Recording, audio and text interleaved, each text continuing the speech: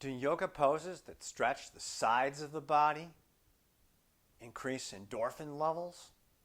For the answer, stay tuned.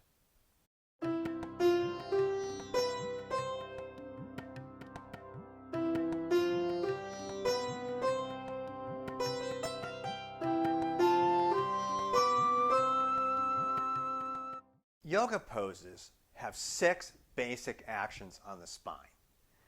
We can bend it forward, we can bend it backwards, we can twist it to the right, we can twist it to the left, or we can stretch the left side of the spine or the right side of the spine by bending to the side.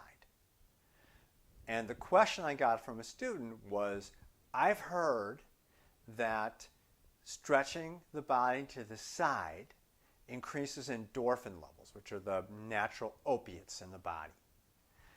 And the question is, what are the mechanisms for how that works? And now, as far as I know, there's never been a study that shows that side stretching increases endorphin levels. Maybe it does, but I have a different theory. I think someone very well-intentioned made it up. And this is actually fairly common in the yoga world. People say things because they don't trust what the tradition teaches. For example, that stretching the sides of the body is invigorating and energizing. But instead, they feel like they need to give some kind of scientific legitimacy to that. So they make up something like it increases endorphin levels, and they then tell that to their students and the teachers they're training, if they're a teacher trainer. And the problem is these things that somebody just made up end up getting repeated endlessly and proliferating all throughout the yoga world. Kapalabhati breathing, a type of rapid breathing, increases oxygen levels to the brain. No, it doesn't. We hear that shoulder stand increases blood flow to the thyroid. No, it doesn't. Or at least there's no evidence that it does. Somebody just made it up.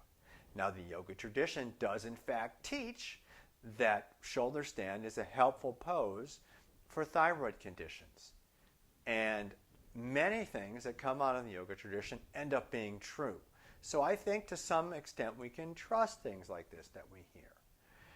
But I think in order to give yoga legitimacy, people think that they need to attach a scientific sounding mechanism to the action that they have heard about through the yoga tradition or experienced in their own practice, the invigoration of a side stretch, for example. They say, oh, well, that's probably from endorphins, because endorphins make you feel good, and side stretching makes me feel good.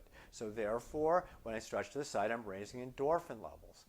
The problem is, other than it being bullshit, is that if you get a scientist or a doctor in your yoga class, if you're a teacher, and you repeat something like this, they are going to roll their eyes and probably not believe anything else you have to say. So please don't do this, okay? Do side stretches.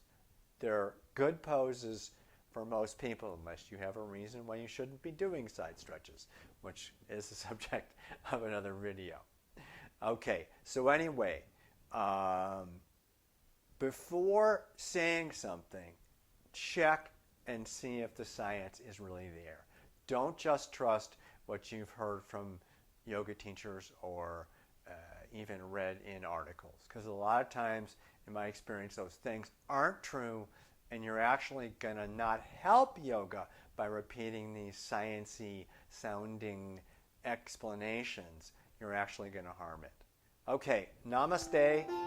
See you again. Bye-bye.